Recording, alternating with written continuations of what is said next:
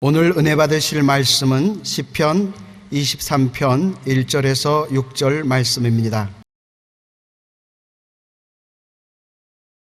야훼는 나의 목자시니 내게 부족함이 없으리로다. 그가 나를 푸른 풀밭에 누이시며 쉴 만한 물가로 인도하시는도다. 내 영혼을 소생시키시고 자기 이름을 위하여 의의 길로 인도하시는도다. 내가 사망의 음침한 골짜기로 다닐지라도 해를 두려워하지 않을 것은 주께서 나와 함께 하심이라. 주의 지팡이와 막대기가 나를 안위하시나이다. 주께서 내 원수의 목전에서 내게 상을 차려주시고 기름을 내 머리에 부으셨으니 내 잔이 넘치나이다.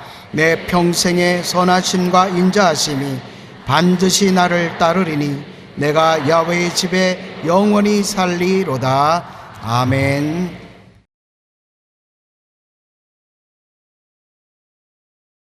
하나님의 뜻에 합당한 자라는 제목으로 은혜를 나누겠습니다. 회사에서 사람을 고용할 때 아무리 교육을 많이 받고 경력이 화려해도 사람 자체가 마음에 들지 않으면 고용할 수가 없습니다. 사람은 외모를 보지만 하나님은 속마음을 보십니다. 사무엘 선지자가 베들레헴 사람 이새의 아들 중 한 사람에게 기름을 부어 이스라엘 왕으로 삼으려고 했습니다.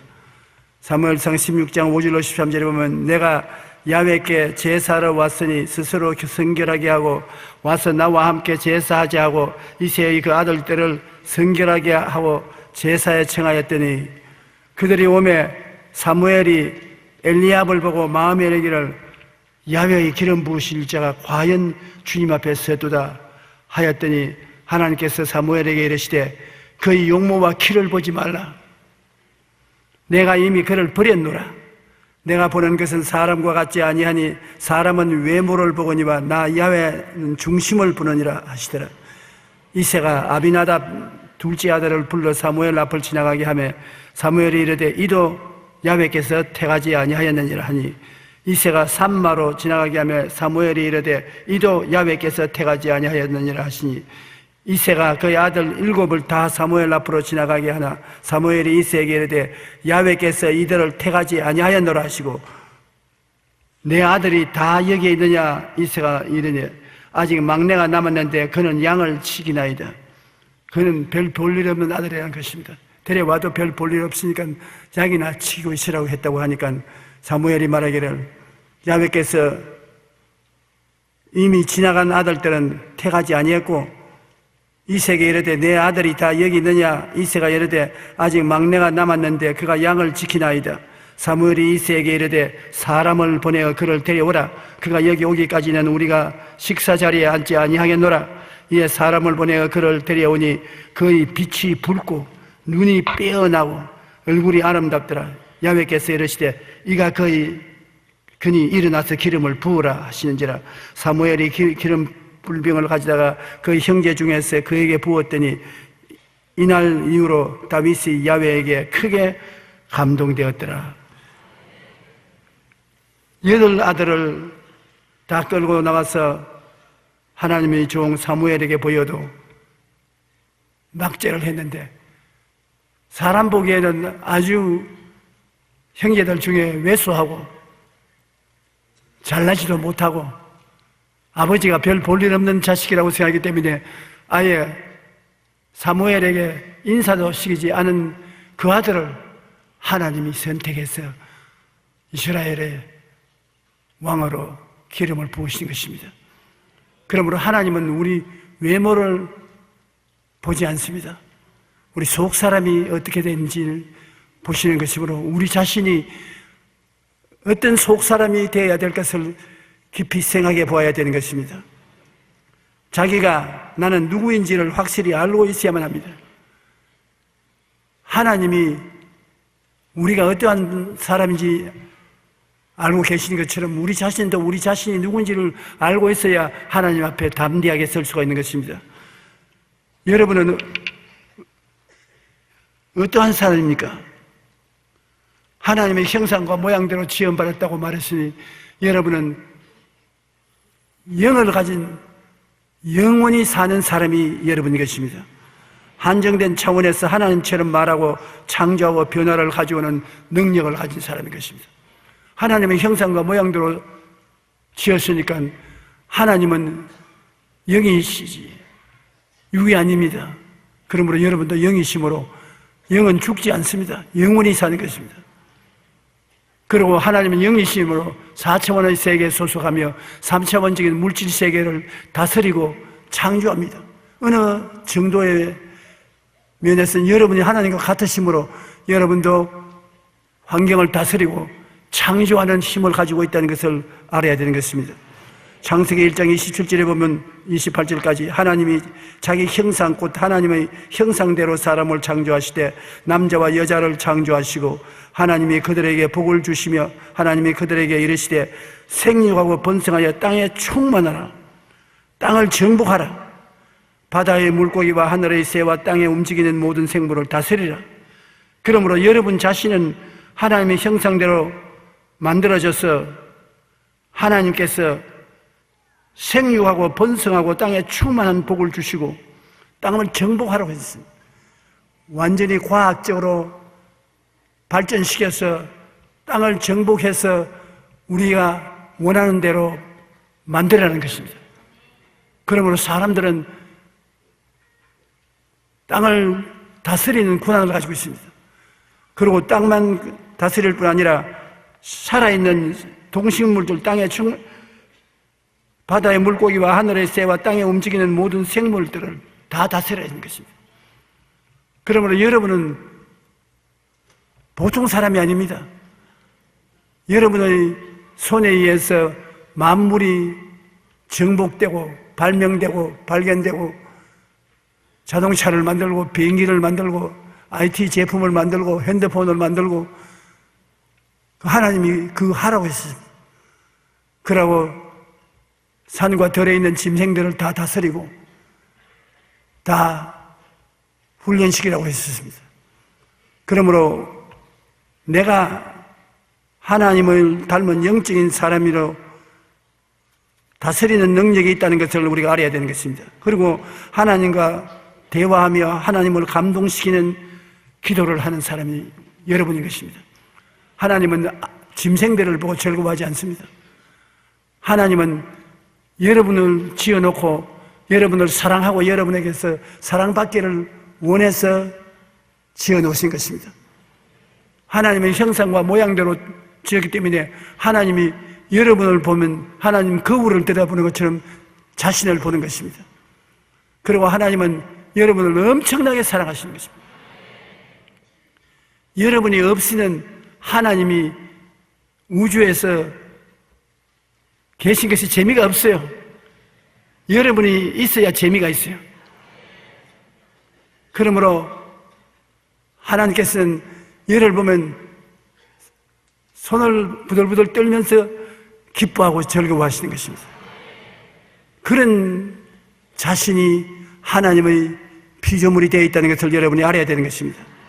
베드로전서 2장 9절에 보면 그러나 너희는 택하신 족속이요 왕같은 제사장들이요 거룩한 나라요 거의 소유된 백성이니 이는 너희를 어두운 데서 불러내어 거의 기이한 빛에 들어가게 하시니 아름다운 덕을 선포하게 하려 하심이라.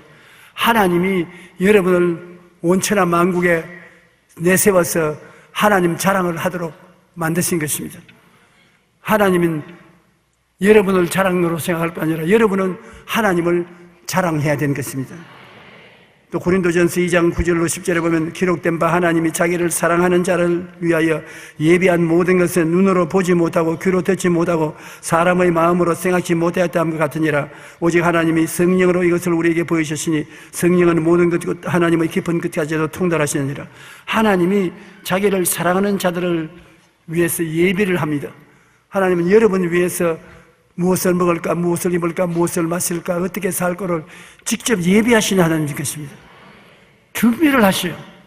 너무나 여러분을 사랑하시기 때문에 여러분에게 필요한 것을 예비하시는 하나님인 것입니다. 하나님이 여러분을 위해서 깜짝 놀라게 예비해 놓고 그것을 성령으로 보여줌으로 여러분이 즐거워하는 것을 보고 하나님도 기뻐하시는 것입니다. 하나님은 너는 내게 부르짖으라 내가 내게 응답하겠고 내가 알지 못하는 크고 은밀한 일을 내게 보여주라. 여러분이 어려움을 당할 때 부르짖으면 여러분을 위해서 응답을 하시되 깜짝 놀라게 만들어 주신다는 것입니다. 여러분이 천지를 모르고 있을 때 하나님은 이것 봐라 내가 너를 위해서 예비해 놓았지 않느냐 놀라게 할 정도로 여러분에게 예비를 해 주시는 하나님이라는 것입니다. 그렇기 때문에 우리는 이런 하나님의 마음에 드는 사람이 되어야 되겠습니다. 하나님이 나를 이렇게 좋아하는데 내가 하나님의 마음에 드는 사람이 되어 있으면 하나님이 얼마나 좋아하시겠습니까? 물론 오늘 이 자리에 오신 여러분은 모두 다 하나님이 기뻐하셔서 택해서 부르신 것입니다. 마음에 드는 분들이요. 그러나 마음에 크게 드는 분도 있고 좀 덜 드는 분도 있고 하니까 크게 마음에 들면 좋지 않겠습니까? 하나님이 여러분이 마음에 들기 때문에 무엇이 여러분에게 좋은 것 해주시기를 원하시는 것입니다. 다윗은 하나님을 사랑하고 의지하는 사람으로 관용과 겸손의 사람으로 평생에 하나님이 다윗을 좋아하셨고 다윗은 하나님의 마음에 드는 사람이었습니다. 내가 이새의 아들 다윗을 만나니 내 마음에 맞는 사람이라 내 뜻을 다 이루게 하리라. 다윗은 당시에 하나님의 뜻을 따라 섬기다가 잠드는 사람인데 하나님의 마음에 드는 사람이었습니다. 우리가 결혼할 때도 그렇지 않습니까? 많은 사람하고 친구를 사귀어서 보지만은 자기 마음에 딱 드는 사람하고 결혼해야지. 그렇지 않고는 내내 후회하고 내가 좀 더 기다릴 걸, 좀 더 좋은 사람을 택할 걸 그렇게 할 수 있지 않습니까? 마음에 드는 사람, 그런 사람을 짝을 지어서 살면 즐겁게 살 수가 있는 것입니다. 하나님은 다윗을 만나니 내 마음에 꼭 맞는 사람이라고 말한 것입니다. 오늘 여러분 하나님 택해서 세운 것은 하나님 마음에 꼭 맞았기 때문에 택하는 것입니다. 우리 기독교 신앙 다른 종교과 다른 것을 내가 늘 말씀해드린 것처럼 우리가 하나님을 찾는 것이 아니라 하나님이 우리를 찾아서 세우신 것입니다. 구원해달라고 신을 찾아가서 예배를 드리고 고행을 하고 힘을 다해서 섬겨서 구원받으려고 하는 것이 아니라 하나님은 죄를 짓고 불의하고 추악하고 버림받아야 마땅한 우리들 내가 던져버린 사람들 같은데도 불구하고 하나님이 따라와서 우리의 등을 두들겨주고 쓰다듬어주고 이름을 부르면서 오늘아 내가 너를 사랑한다. 내 마음에 탁 맞는다. 내가 너를 사랑한다. 그래서 성령으로 마음에 감동을 주심으로 여러분이 마음에 감동을 받아 변화되어 예수를 구주로 모시고 오늘날 지금 교회에 와 앉아 계신 것입니다. 보통 사람들과 다른 것은 이같이 하나님의 특별한 사랑과 배려를 받은 사람인 것이므로 여러분이 하나님을 사랑하면 하나님이 얼마나 기뻐하신지 발을 동동 구르시는 것입니다. 하나님은 그런 여러분이 하나님께 감사를 하면은 정말로 더 좋아하시는 것입니다. 시편 23편에 보면 다윗은 자기가 누구인지를 잘 알고 있었습니다. 하나님이 자기의 목자가 되시고 자기는 하나님의 양이라는 것을 알고 있었던 것입니다. 그래서 목자이신 하나님이 자기를 돌보시기 때문에 내게 부족함이 없다라고 고백하며 감사를 드렸습니다. 하나님이 나의 목자이기 때문에 나는 그 기르는 양이므로 내게 부족함이 있을 수가 없다. 물질이 필요할 때는 푸른 초장에 누이게 하시고 마음에 즐거움이 필요할 때는 실만한 물가에 속 시원하게 물을 마시게 만들어주시고 우리 영혼을 소생시켜서 행복하게 만드시고 즐겁게 만들어주시고 의롭게 살게 만들어주시고 하나님은 사망의 엄침한 골짜기로 다닐지라도 같이 계셔서 지팡이와 막대기로 해를 받지 않게 하시고 원수 보는 앞에서 나에게 밥상 차려주시고 선하고 인자하심을 베풀어 주시는 좋은 하나님인 것을 노래하고 감사했기 때문에 하나님은 다윗을 보고 너무나 좋아하신 것입니다. 여러분도 하나님이 여러분 좋은 하나님인 것을 알고 항상 하나님이 좋은 하나님이시다. 좋은 하나님을 감사하면 하나님은 여러분을 너무나 기뻐하시는 것입니다. 하나님은 이러한 다윗의 믿음을 기뻐하였고 그래서 다윗이 하나님 앞에 나올 때 하나님은 내 마음에 꼭 합당한 자라고 말씀을 하신 것입니다. 우리가 목자이신 하나님을 믿고 감사로 나아가면 하나님께서 우리를 내 마음에 합당한 자라고 부르시고 우리와 함께 해주시는 것입니다. 하나님이 합당한 자라고 안 하고 사람이 여러분 보고 내 마음에 합당한 사람이라고 해도 기쁘고 즐거울 것인데, 천지와 만물을 지은 하나님께서 우리를 품에 품으시고 내 마음에 합당한 자다, 참 너 같은 아들 딸을 두게 돼서 기쁘다고, 그 말을 들으면 우리가 얼마나 행복하겠습니까? 영국 찬송가의 아버지로 불리던 아이자크 왓슨은 하나님이 계신 곳이 두 곳이 있는데 하나는 천국이요, 다른 하나는 감사하는 마음에 계시다고 말한 것입니다. 하나님이 천국에 계시고 그 다음 감사는 여러분 마음에 계신다. 그러니 감사를 얼마나 기뻐하시는 것을 알 수 있는 것입니다. 우리가 없는 것을 가지고 불평할 것이 아니라 있는 것을 가지고 감사를 드리면 하나님께서 기뻐하시고 우리와 함께 계시는 것입니다. 뿐만 아니라 하나님은 감사하는 사람에게 계속해서 은혜를 주십니다. 감사는 벽에 공을 던지는 것과 같아서 반드시 자기에게로 돌아오는 것입니다. 감사를 하나님께 드리면 벽에 공을 던지는 같이 하나님 편에서 우리에게 또 감사와 축복이 돌아오는 것입니다.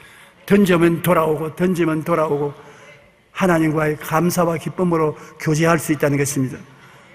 우리가 하나님께 감사를 하면 하나님께서 은혜를 주셔서 또 감사할 일이 생기고 또 감사할 일이 생기는 것입니다. 여러분이 하나님의 즐거운 대상이 되기 위해서는 하늘나라를 늘 상상하고 하나님에 대한 꿈을 꾸어야 되는 것입니다. 예수 안 믿는 사람은 하나님에 대한 상상을 하지 않고 하나님에 대한 꿈을 꾸지 않지 않아요. 근데 여러분은 상상력이 풍부하고 꿈을 꾸는 사람이 되어야 되는 것입니다. 꿈이란 마음에 간절히 소원하는 것이 꿈인 것입니다. 무슨 꿈을 꿉니까? 내가 마음에 늘 바라고 소원하는 것이 이루어진 것을 꿈으로 보는 것입니다. 모든 사람이 마음의 꿈을 가지고 있어야 되는 것입니다. 꿈이 없는 백성은 망하죠. 꿈이 없는 백성은 미래가 없습니다. 내가 바라는 내일이 없습니다.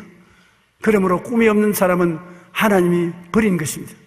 여러분이 항상 마음속에 크고 작은 꿈을 품고 있어야 되는 것입니다. 내가 소원하고 바라는 것을 이루어진 모습으로 마음에 꿈꾸고 있는 것은 굉장히 중요합니다. 사도행전 2장 17절에 보면 너희의 젊은이들은 환상을 보고 늙은이들은 꿈을 꾸리라. 하나님 성령이 오셔서 여러분에게, 젊은이에게는 환상을, 늙은이에게는 꿈을 마음속에 자꾸 심어주는 것입니다. 꿈을 꾸어라. 꿈을 꾸면 꿈이 이루어진다. 여러분이 꿈을 이루는 것이 아니라 꿈이 여러분을 이루어주는 것입니다. 옛날에 석탄차가 석탄불을 떼어서 칙칙 하면서 연기를 뿌리면서 나가면 화차들이 뒤에 끌려가지 않습니까? 쫙 끌려가죠. 여러분, 꿈을 가지면 꿈은 화통이고 여러분 이루어지는 것은 끌려가는 여러분 것입니다. 꿈이 칙칙북부하고 여러분을 끌고 나가요. 그럼 여러분은 붙어서 쭉 끌려가는 것입니다. 그래서 꿈이 이루어지는 거예요. 꿈을 꾸게 만드는 것이 하나님의 성령인 것입니다. 꿈을 많이 꾼 나라 치고 못 사는 나라가 없어요. 구라파 사람들이 미국으로 건너갈 때 하나님을 잘 섬기고 하나님의 축복을 받을 꿈을 가지고 미국에 건너가서 세계 최대의 국가가 되고 말았습니다. 꿈을 꿔야 되는 것입니다. 이번에 인도네시아에 가보고 제가 놀란 것은 인도네시아의 인구가 2억이 좀 넘는데 지금 예수 믿는 성도가 몇 명이냐? 3천만 명이 넘습니다. 우리 한국의 5천만 인구에 예수 믿는 사람이 좀 보태가지고서 1,000만이라고 합니다. 정부 통계에는 800만으로 나오고 있죠. 우리보다 성도가 많은 것입니다. 그리고 한국을 닮아가자는 꿈을 다 민족들이 가지고 있어요. 우리도 한국처럼 잘 살아보자. 꿈이 그들을 끌고 갈 것입니다. 자기들이 선교사를 한국에 보내게 되기를 원하고 있습니다. 오늘날 우리가 인도네시아에 선교사를 보내고 있지만 얼마 지나면 인도네시아 사람들이 선교사로서 한국에 찾아올 것입니다.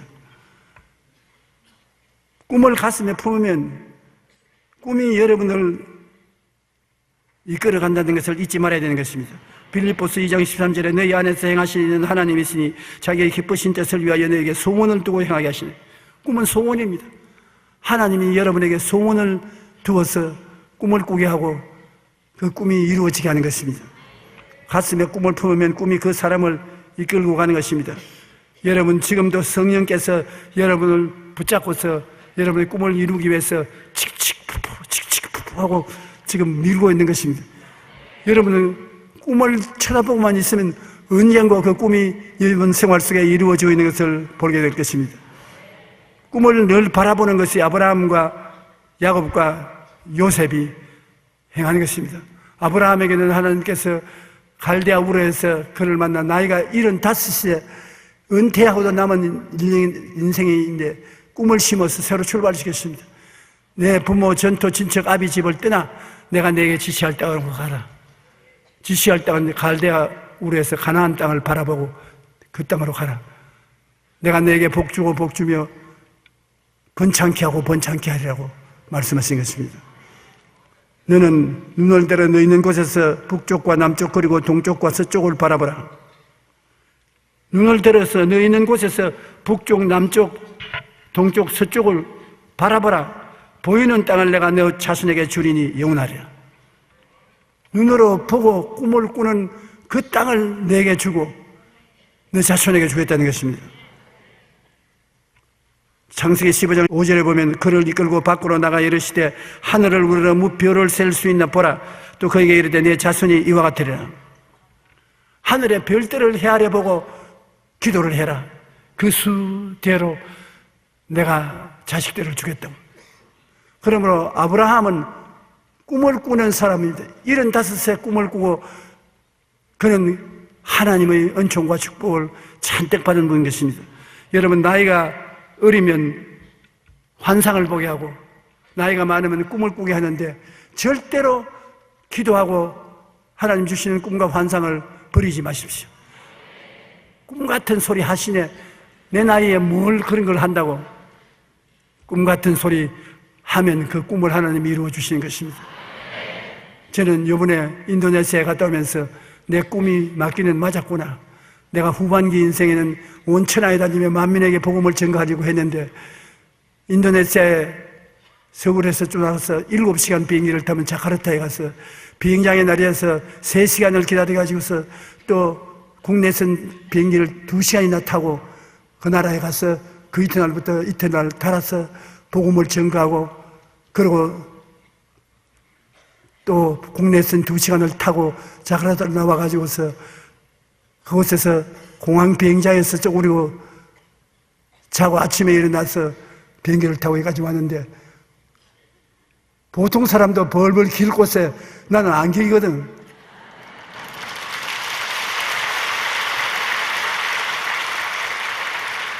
굉장히 헤비한 스케줄인데 제가 그러면서 생각하기를 아직 젊구나.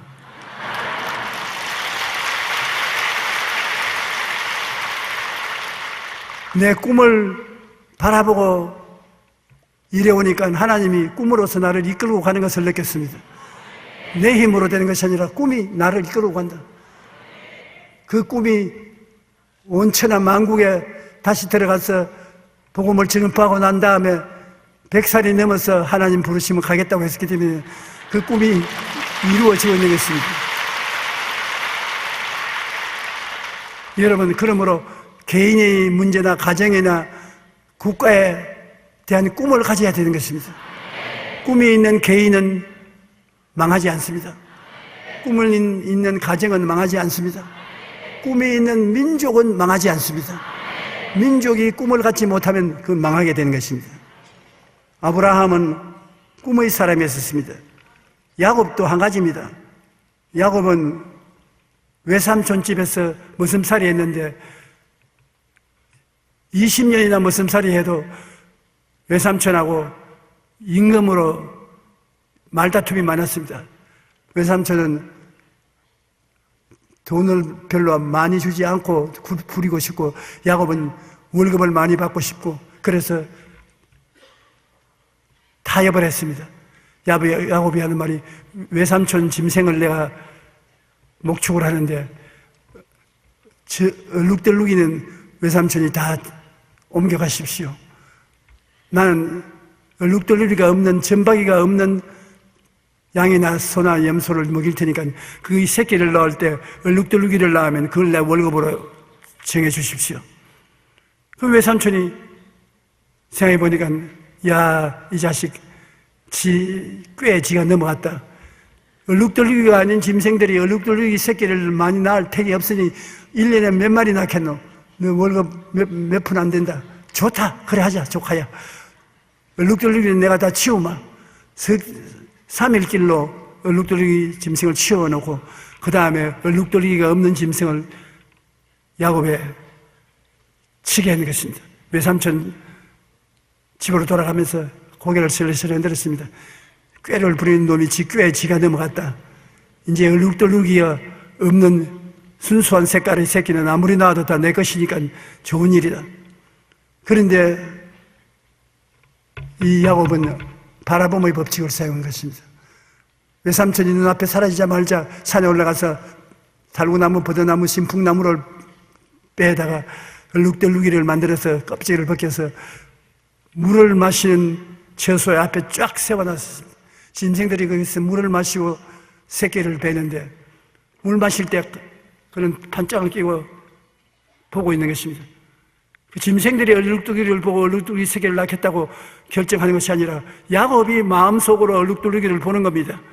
그냥 얼룩덜룩이를 보려니까 자꾸 잡생하게 생기니까 얼룩덜룩이 나무에 껍질을 뺏겨서 만들어 놓고 그거를 통해서 보는 것입니다.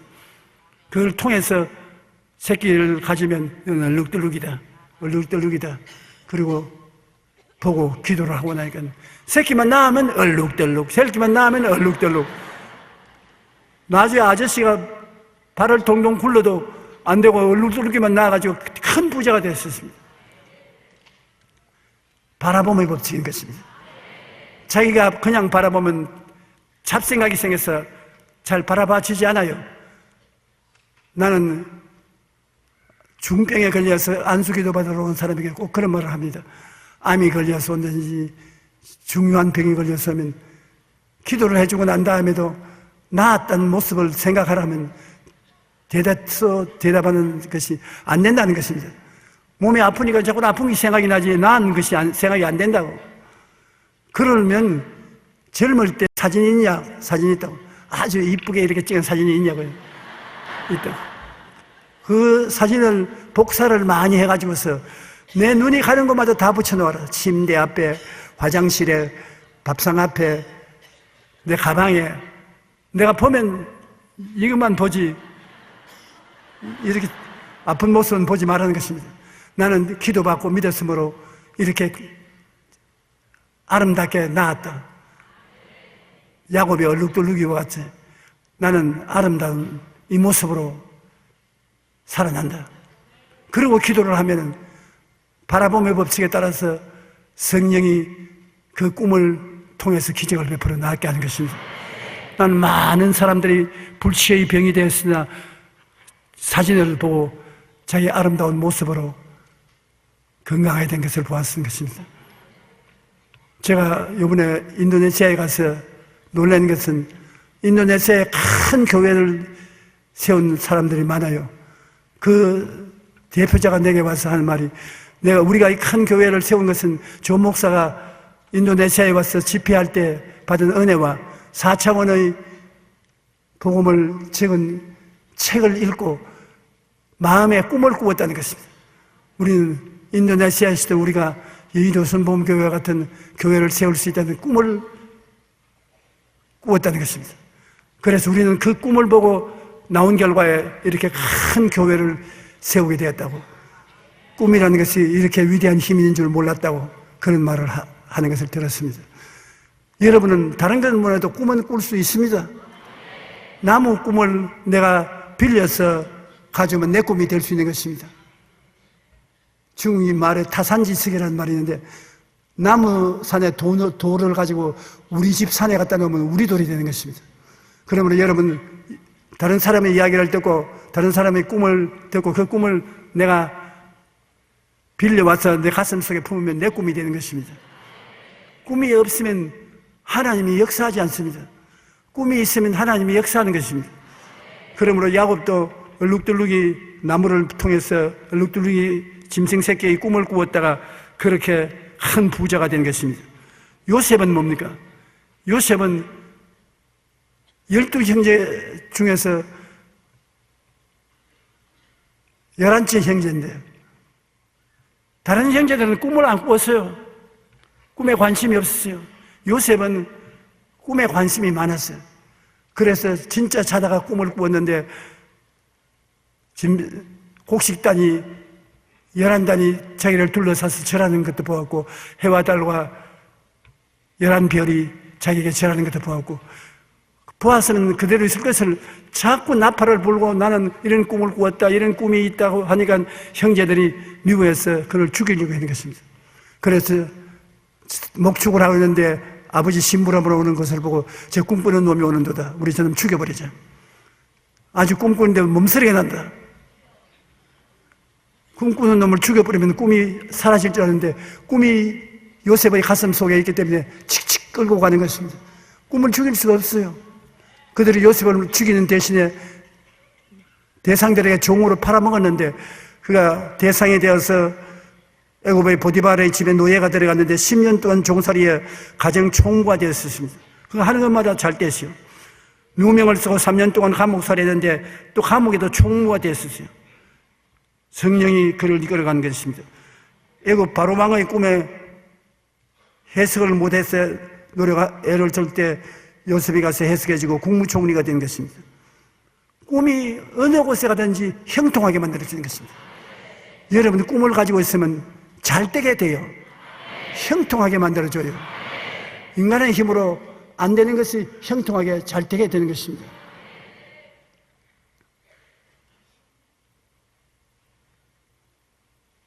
빵 가게 하는 사람이 가게 할 만한 돈도 없고 그냥 길거리에서 빵을 구워가지고서 파는데 여러분 길거리에 구워서 파는 빵을 누가 좋게 사 먹겠습니까? 그러나 길거리에서 빵을 구워 팔면서 꿈을 꾸었었습니다. 길거리에서 파는 빵이라도 하나님이 도와주시면 장사가 잘 될 것이라고 생각하고 빵을 팔았는데 그 장세한 내용은 제가 다 읽어보지 못했으면 그 이야기를 읽어보니까 1년에 1억을 판대요. 1억을 팔면 길거리에 아무 세금도 내지 않고 집세도 내지 않고 빵 가게 탁 지어가지고서 빵 구워가지고서 파는데 바라봄의 법칙을 통해서 사람들이 와서 사먹는 것을 늘 선전해가지고서 1년에 1억을 파는데 지점을 300곳을 냈어요. 그래가 자기는 훌훌 난다는 거죠. 사람들은 안 믿어도 자기는 꿈을 꾸면 꿈이 자기를 이끌어간다는 것을 믿는다고 간증을 하는 것을 제가 읽었었습니다. 정 꿈이 안 꾸어지기는 노전 빵가게라도 꿈을 꾸라고요.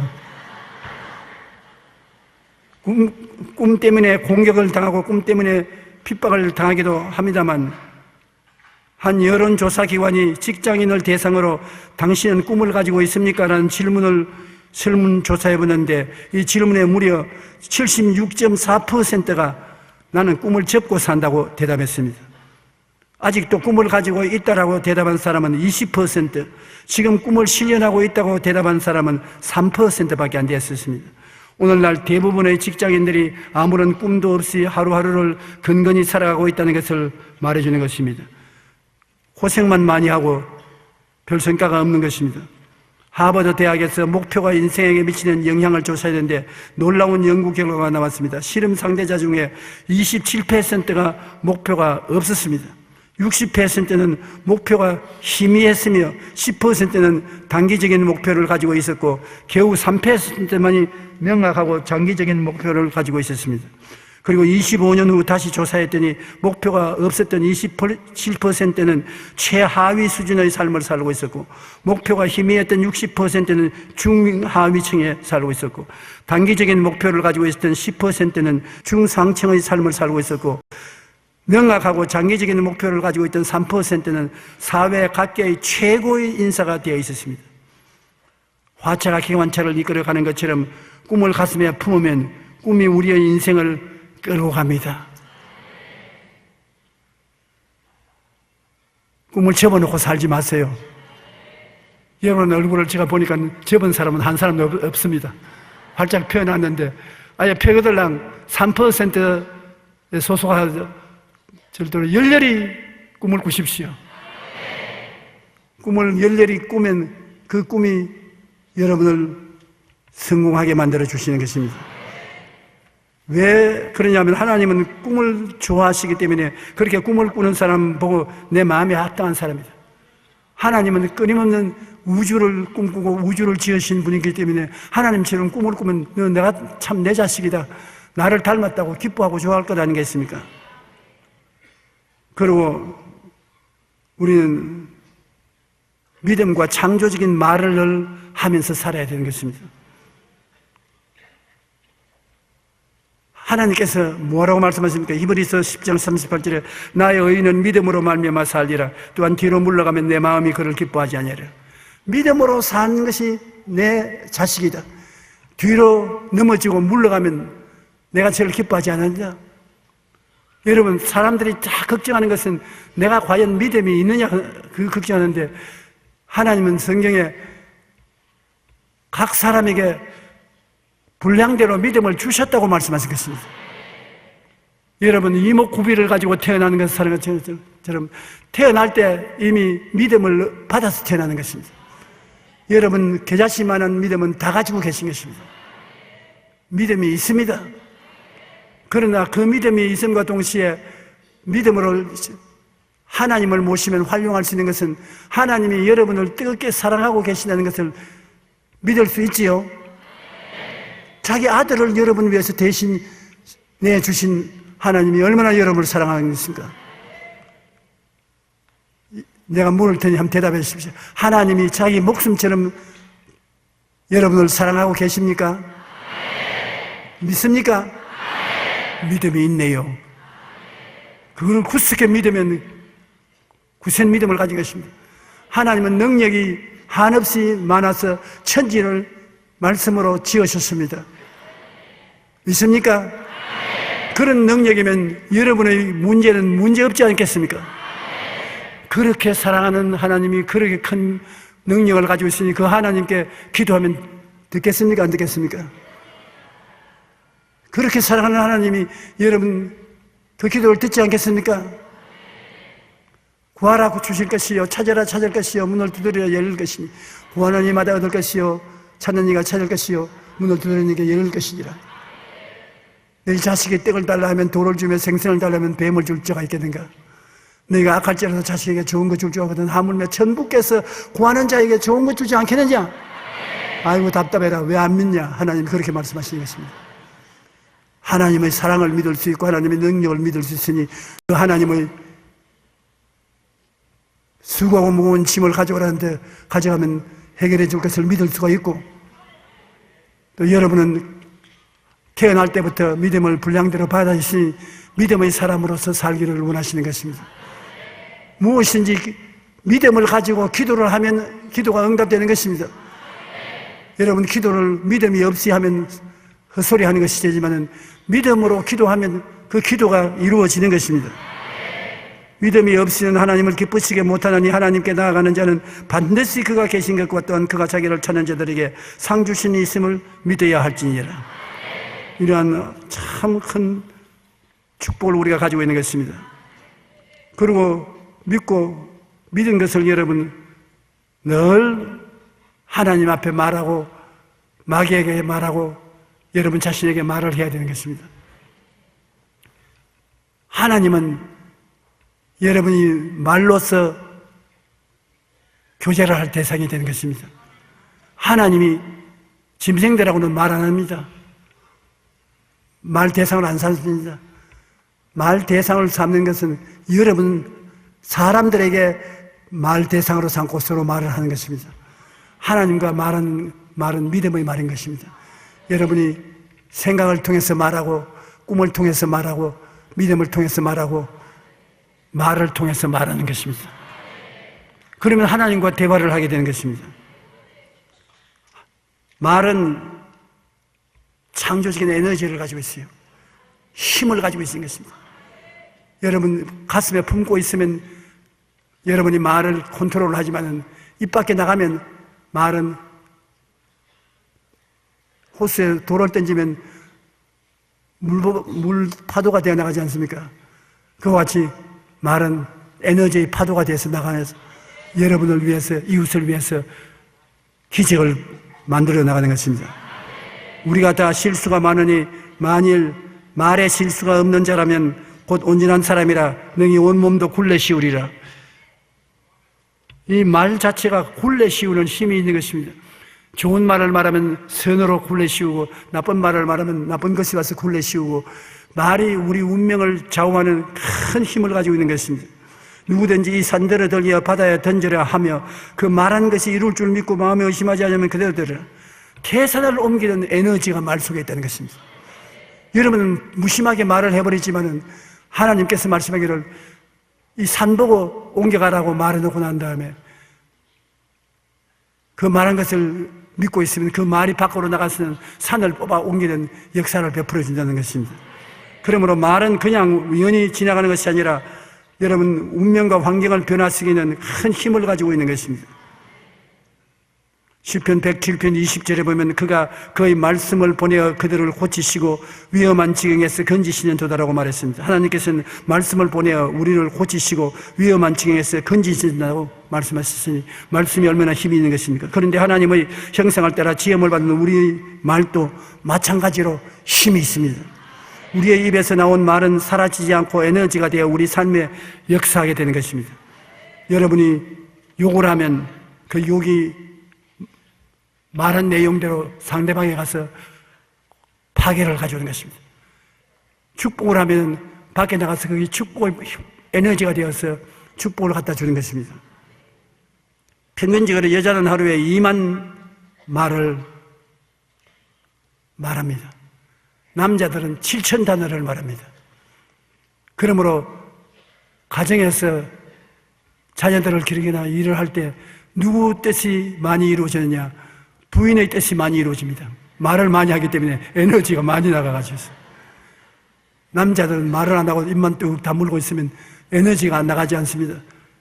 그러므로 자식들이 훗날에 애정을 기억하는 것은 어머니를 많이 기억하지 아버지를 별로 기억하지 않습니다.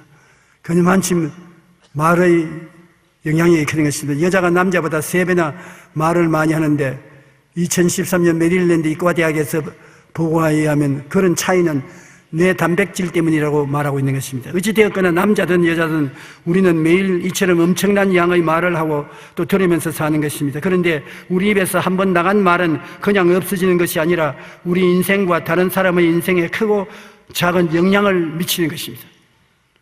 여러분의 말도, 여러분의 가족의 말도 입 밖에 나가면 이웃에 큰 영향력을 미치는 힘이 되는 것입니다. 말은 밭에 씨앗을 뿌리는 것과 같아서 오늘 한 말이 땅에 심겨져 자라나고 언젠가 반드시 그 말의 열매가 거두어지게 됩니다. 좋은 씨앗을 뿌리면 좋은 열매를 거두고 나쁜 씨앗을 뿌리면 나쁜 열매를 거두게 되는 것입니다. 호수에 돌을 던지면 파문이 일어나듯이 말도 입 밖으로 나가면 말의 파문이 일어나는 것입니다. 그러므로 우리는 우리 삶의 환경을 변화시키는 에너지라고 할 수 있는 말을 조심해서 하고 중요하게 생각하고 말을 해야 된다는 것입니다. 사람은 영이 육신을 입고 사는 것입니다. 하나님의 모습 닮은 영이 여러분 육신을 입고 사는 것입니다. 영은 4차원에 속하고 육신은 3차원에 속합니다. 그래서 사람은 하나님께 속하여 하나님처럼 영원히 살고 하나님처럼 창조하고 살고 하나님처럼 믿고 변화시키는 능력을 행하면서 사는 것입니다. 그리고 사람은 육신의 3차원에 속해 있으므로 세상을 변화시키고 이웃을 변화시키고 환경을 변화시키고 살게 되는 것입니다. 그럴 때 하나님은 하나님과 함께 살게 되므로 하나님 마음에 합당하다고 생각하는 것입니다. 여러분, 하나님처럼 말함으로 환경과 운명을 변화시키고 하나님처럼 믿음으로 대선을 옮기고 하나님처럼 새로운 꿈을 꾸므로 새로운 세계를 만들고 하나님과 함께 일함으로 하나님이 재미를 느끼고 즐거워하고 내 뜻에 합당한 자라고 말하는 것입니다. 하나님과 함께 인생을 살지 않으면 하나님이 재미가 없지 않습니까? 하나님은 항상 여러분과 함께 살기를 원하시는 것입니다. 하나님은 목자고 여러분은 양이고 하나님이 양을 기르고 양은 목자를 의지하고 살고 하나님께서는 꿈을 꾸는 하나님이신데 하나님처럼 우리도 꿈을 꾸고 살고 하나님처럼 믿음을 갖고 살고 하나님처럼 말로 창조하고 살고 무엇인지 하나님과 함께 살기를 원하는 것입니다. 그러면 하나님께서 내 마음에 합당한 사람으로 생각하고 다윗을 복내려 주시 여러분에게 복내려 주시기를 원하시는 것입니다. 오늘 여러분은 모두 다 하나님의 형상과 모양대로 지음받은 사람으로 하나님의 뜻에 합당한 사람으로 교회에 와서 앉아 있는 것입니다. 하나님이 여러분의 삶을 기쁘게 내기시고 축복해 주시고 계시고 축복해 주실 것입니다.